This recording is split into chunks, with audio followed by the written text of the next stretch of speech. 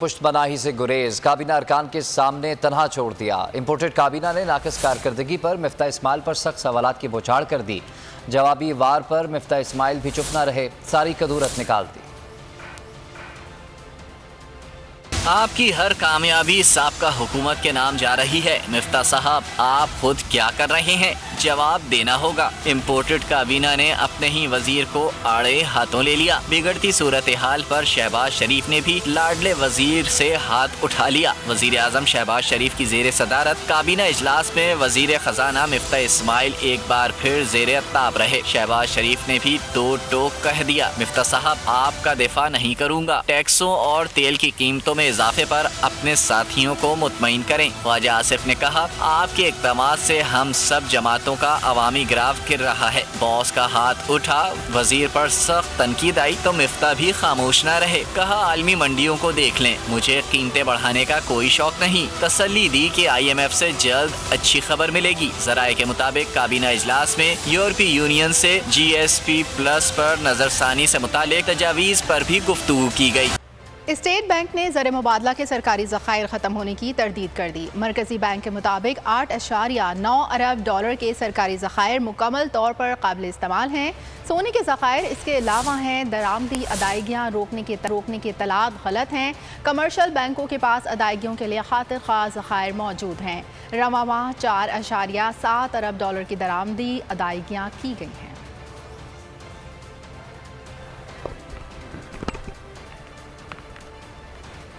نواز شریف، آصف علی زرداری اور مریم نواز کو بچانے کے لیے نیب قوانین میں 14 ترامیم کی گئی ہیں۔ ایسے قوانین بنائے گئے ہیں کہ منی لانڈرنگ میں ملوث افراد بچ جائیں گے۔ ملک سے باہر پڑے پیسے کے ثبوت قابل قبول نہیں ہوں گے۔ انہوں نے خود کو چوری کا لائسنس دے دیا۔ عمران خان حکومت پر برس پڑے۔ ویڈیو خطاب میں اسی ہفتے نیب ترامیم کو عدالت میں چیلنج کرنے کا اعلان بھی کر دیا کہ آصف علی زرداری نے اسمبلی میں کہا تھا کہ سر محل ان کا نہیں، بعد میں ان کا پیسہ بھی وصول کر لیا گیا۔ اب انہوں نے اس معاملے کو قانونی شکل دے دی ہے کہ بے نامی جائیداد سے متعلق کوئی سوال ہی نہیں کر سکتا، کوئی بھی ذاتی مفاد کے لیے ترمیم نہیں کر سکتا۔ ایک چیز میں بتاتا ہوں کہ ہوا کیا ہے، کیسے آصف زرداری بھی اب بچ جائیں گے، نواز شریف اور ان کی بیٹی مریم شریف وہ بھی بچ جائیں گے۔ اب کیسے وہ سارے ان کے پولیٹیشین جن کے اوپر کیسز تھے نیب کے اندر، وہ کیسے بچیں گے؟ آصف زرداری فیک اکاؤنٹس میں کیسے بچ جائے گا؟ جس ملک کے اندر انصاف نہیں، یعنی طاقتور قانون کے نیچے نہیں ہے، وہ ملک کبھی بھی ترقی نہیں کر سکتا۔ سر محل جو انہوں نے اسمبلی کے فلور میں زرداری نے کہا تھا کہ ہمارا سر محل نہیں، وہ بکا، وہ پاکستان کو پیسہ آنا تھا، پاکستان کی عوام کو، وہ NRO کے اندر وہ بھی پیسہ انہوں نے رکھ لیا اور وہ ہضم ہو گیا۔ جو انہوں نے نیب کے اندر امینڈمنٹس کی ہیں، ہم نے فیصلہ کیا ہے اسی ہفتے سپریم کورٹ میں اس کو چیلنج کرنے کا کہ اگر اس ملک نے ترقی کرنا ہے، اس ملک میں قانون کی حکمرانی آئے گی۔ قانون کی حکمرانی اور انصاف کا کیا مطلب؟ انصاف کا مطلب ہے کہ سب انسان قانون کے سامنے ایک برابر، یعنی کوئی انسان قانون کے اوپر نہیں ہے۔ قانون نچلے غریب کمزوروں کے لیے ہو، لیکن طاقتور کے لیے اگر وہ قانون سے اوپر ہو تو وہ ملک تباہ ہو جاتے ہیں، بنانا ریپبلکس بن جاتے ہیں۔ اب یہ جو ہوا ہے اسمبلی کے اندر، یہ ایک اس کو کس طرح آپ کو بتاؤں کہ یہ ایک ملک سے کا مذاق اڑایا گیا کہ فیک اکاؤنٹ کے اندر اگر کوئی پیسہ آ بھی جاتا ہے تو اگر اس میں اربوں روپیہ بھی آ گیا، صرف جو آخری وقت فیک اکاؤنٹ میں پیسہ ہوگا اس کے اوپر بات چیت ہوگی۔ اب ادھر فیک اکاؤنٹس میں جو پیسہ آئے گا وہ نیب کو ثابت کرنا پڑے گا کہ یہ پیسہ جائز آیا یا ناجائز آیا۔ ان کو نہیں اب ثابت کرنا پڑے گا کہ یہ اربوں روپے فیک اکاؤنٹ چینی والے آئے کدھر سے، ان کو نہیں، نیب کو ان کو ثابت کرنا پڑے گا کہ جو 4 مہنگے ترین لندن کی اپارٹمنٹس ہیں مے فیئر میں، ان کی جو 2 کمپنیز کے نام پہ تھی، ان کے جو اصل مالکہ تھی وہ مریم نواز ہے۔ اس کا مطلب کہ نواز شریف اور ان کی بیٹی وہ اب صاف پاک ہو کے نکل جائیں گے اس نئی امینڈمنٹ میں۔ ان کو اب کسی چیز کی ضرورت نہیں پڑے گی۔ وہ جو بھی اب پیسے بنائے وہ اپنے بچوں کے نام کرے، رشتہ داروں کے نام کرے، وہ اب جواب دہ نہیں ہے۔ آپ کو پتہ ہے ہر جگہ انہوں نے ہر موقع پہ انہوں نے مجھے بلیک میل کیا کہ ان کو NRO دیے، اوپر سے کہتے تھے کہ ہم کوئی NRO نہیں مانگ رہے۔ اب جو ان کو یہ ساری جو NRO مل گیا، NRO 2، یہ NRO 2 صرف اب ان کی چوری ختم نہیں ہوگی، یعنی ان کی سارا اب جنرل مشرف نے اس کا NRO دیا پہلے اور نواز شریف کو باہر جانے دیا. اس کے بعد دوسرا NRO ملا آصف زرداری کو, اور یہ یاد کرا دوں کہ تب بھی امریکہ کا ہاتھ تھا. یہ جو امینڈمنٹس پاس کیے ہیں, اس ملک کا 1100 ارب روپیہ چوری کا جو آنا تھا واپس, وہ اب یہ ساروں کے یہ پھر کھا جائیں گے جس طرح NRO 1 میں کھایا تھا. حکومت کی جانب سے نیب بل میں ترامیم کے خلاف سینٹ میں بھی سیاسی درجہ حرارت آسمان پر رہا. PTI کی سینیٹرز کی لیگی اراکین پر گرج برس. قائد حزب اختلاف شہزاد وسیم نے کہا کہ احتساب کے قانون کو قتل کر دیا گیا ہے. ایک خطبہ بھی لگا دیں تو قومیں کرپشن کے ساتھ ترقی کرتی ہیں. شبلی فراز بولے کہ 2 بڑی جماعتیں NRO لے رہی ہیں. سینیٹر فیصل جاوید نے کہا کہ یہ لوگ ملک کو بنانا ریپبلک بنا رہے ہیں. مسلسل دباؤ کے بعد قائد ایوان اعظم نذیر تارڑ بولے کہ بیٹھ کر بات چیت کے لیے تیار ہیں. یعنی کہ اربوں خربوں کی کرپشن ہوئی ہوتا, اتنے بڑے بڑے بالکل سامنے واضح مقدمات ہوں, مگر آفرین ہے ان لائرز کی کہ جو قانون میں ایسا سکم نکالتے ہیں, ایسا رستہ ڈھونڈتے ہیں کہ اور خود مانتے ہیں کہ آج تک کوئی کنوکشن نہیں ہوئی. جا کے دیکھتے کتنے بے گناہ لوگ جیلوں میں پڑے ہوئے ہیں, اور یہ کرپٹ حکمران بن گئے, ہمارے حکمران بن گئے. یہ بنانا اللہ کو جواب دینا ہے. I will sit with you and if this is so, I will file amendment myself. کون کہتا ہے جھوٹوں کی زبان ہوتی ہے, وہ تو متضاد بیانوں سے عیاں ہوتی ہے. یہی حال ہے کہ مسلم لیگ نون حکومت کا, ان کی پارٹی کے کچھ لیڈروں کی زبان اور ہے اور رہنماؤں کی زبان اور. کوئی کہتا ہے کہ پیٹرول کی قیمتوں میں اضافے پر ڈکٹیشن IMF سے لیا, کوئی کہتا ہے کہ جی نہیں ایسا تو نہیں ہوا. تو پھر کیسے ہوا آپ خود جان لیجیے. وہی 2019 جولائی کا معاہدہ ہے جو عمران خان کی حکومت IMF سے کر کے آئی تھی, جس پر انہوں نے معیشت کی بربادی کے دستخط کیے. دنیا میں تیل اور پیٹرول کی قیمتیں آسمانوں سے باتیں کر رہی تھیں. قیمتیں ہمیں مجبوراً بڑھانی پڑی تیل کی اور پیٹرول کی.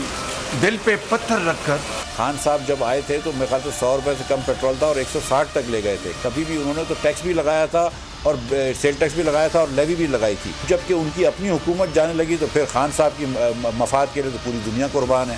تو پھر اس کے بعد انہوں نے کم کیا, اور جس قسم سے کم کیا اور جس قسم کی سبسڈی کا نیچر کر دیا تھا, وہ تو حکومت خدا نہ خواستہ دیوالیے پن پہ چلے جاتی. افسوس کی بات ہے کہ بجٹ پاکستان میں نہیں بنتا, IMF سے ڈکٹیشن لینا پڑتی ہے. پیپلز پارٹی کے سینیٹر رضا ربانی بجٹ کے معاملے پر اپنی حکومت پر چڑھ دوڑے. سینٹ میں اظہار خیال کے دوران بولے کہ پاکستان کی مالی اور معاشی خود مختاری بین الاقوامی مالیاتی سامراج کے ہاتھوں بیچ دی گئی ہے. بہت دنوں سے بات چل رہی ہے کہ IMF بجٹ ریلیف سے رضامند نہیں. اگر وہ بزد ہیں تو ہم انہیں بتائیں گے کہ ہم ایسا بجٹ منظور کریں گے جو پیش ہوا تھا. ڈکٹیشن نہیں دیں گے. مطالبہ کیا کہ 2018 سے IMF معاہدے پارلیمنٹ میں رکھے جائیں, معاہدے پر دوبارہ نئی شرائط پر مذاکرات کیے جائیں. اور یہ نہایت افسوس کا مقام ہے جناب چیئرمین کہ اب کئی عرصوں سے پاکستان کا بجٹ پاکستان میں نہیں بنتا, بلکہ اس کی ہدف اور اس کے ٹارگٹس جو ہیں وہ بین الاقوامی مالیاتی سامراج IMF طے کرتا کہ پاکستان کی فائنینشل اور اکنامک ساورنٹی جو ہے وہ بین الاقوامی مالیاتی سامراج کے ہاتھوں بیچ دی گئی. کہ 2018 کے اندر جب IMF کا معاہدہ ہوا تو اس وقت جو شرائط مانی گئیں اداروں کی پرائیویٹائزیشن شامل تھی. میں حکومت سے یہ بات کہنا چاہتا ہوں کہ بہت دنوں سے یہ باتیں چل رہی ہیں کہ IMF جو بجٹ کے اندر ریلیف دی گئی ہے ٹیکس اور سیلری کلاس کو, اس پہ وہ رضامند نہیں. بات کریں گے بلوچستان کے بجٹ کے حوالے سے. بلوچستان کا 612 ارب روپے کا بجٹ پیش کر دیا گیا ہے. 72 ارب روپے کا خسارہ ظاہر کیا گیا ہے. سرکاری ملازمین کی تنخواہوں میں 15% اضافہ تجویز کیا گیا ہے. مزدور کی کم سے کم اجرت 25,000 روپے مقرر کی گئی. بلوچستان کا بجٹ اسمبلی میں پیش کر دیا گیا. وزیر خزانہ عبد الرحمان کھیتران نے بتایا کہ کوئی نیا ٹیکس نہیں لگایا جا رہا. سرکاری ملازمین کی تنخواہوں میں 15% اضافہ کیا جا رہا ہے. तरक्की के लिए 191 अरब रुपए रखे गए। गैर तरक्याती अखराजात के लिए 367 अरब रुपए मुख्तस किए गए। सेहत के लिए 38 अरब, तालीम के लिए 70 अरब और अमन व अमान के लिए 44 अरब रुपए रखे गए हैं। वजीर खजाना ने बताया कि गवादर में पानी की फराहमी के लिए 38 करोड़ रुपए मुख्तस करने की तजवीज़ है। वजीर खजाना ने बताया कि बलूचिस्तान में 16 DHQs को सिविल अस्पताल का दर्जा दिया जा रहा है। 6 अरब रुपए लगाकर दवाओं की कमी पूरी की जाएगी। वजीर खजाना ने असम्बली में बलूचिस्तान की तरक्की का अज़्म भी किया। रेकॉर्डेक का तारीख मुआहदा हमारी हुकूमत ने खुश असलूबी से तय करवाया, जिसके तहत बलूचिस्तान को रेकॉर्डेक मनसूबे का 25% शेयर बराह रास्त मिलेगा। इसके साथ साथ हमारे सूबे के लोगों को 8000 नौकरियां भी मिलेंगी और रॉयल्टी की मद में सूबे को खती रकम मिलेगी। अब्दुर्रहमान खेतरान ने कहा कि इंशाअल्लाह बलूचिस्तान में तारीखी रोजगार के मौके पैदा करेंगे। बढ़ती आबादी के साथ रोजगार पैदा करने के लिए इक़दाम कर रहे हैं। और अब आपको बताएं कि मईशत की हालत ख़राब, ख़जाना खाली, लेकिन इम्पोर्टेड हुकूमत कौम का पैसा सियासी इंतकाम पर खर्च करने जा रही है। तहरीक इंसाफ के मार्च के खिलाफ रियासती ताकत के इस्तेमाल के लिए वजारत दाखिला ने फंड्स मांग लिए। पहले भी जमहूरी एहतजाज को रोकने के लिए कारकुनान पर बदतरीन शेलिंग की गई थी। खान ने मार्च की तारीख का भी ऐलान नहीं किया, लेकिन राना सनाउल्लाह की वजारत दाखिला इतनी खौफजदा है कि एहतजाज को रोकने के इंतजामात पहले ही शुरू कर दिए। वजारत दाखिला ने एहतजाज और धरने में अमन व अमान के लिए फंड्स मांग लिए। 2 अलग अलग समरियाँ ECC को भिजवा दी गई। कैमरों की खरीदारी के लिए तकरीबन 18 करोड़ रुपए तलब कर लिए गए। एहतजाज और धरने में अमन व अमान बरकरार रखने के लिए 14 करोड़ रुपए मांगे गए हैं। सर्विलेंस कैमरों की खरीदारी के लिए 3 करोड़ 93 लाख रुपए मांगे गए हैं। पहले भी इमरान खान के मार्च पर पुलिस की जानिब से अंधाधुंध शेलिंग की गई थी। लाठी चार्ज भी किया गया। इम्पोर्टेड हुकूमत ने इमरान खान को रोकने के लिए रियासत की भरपूर ताकत इस्तेमाल की, लेकिन बड़ी तादाद में कारकुन तमाम रुकावटों का सामना करके भी इस्लामाबाद पहुंच गए थे। सब्सक्राइब करें और बेल दबाएं ताकि कोई खबर रह न जाए।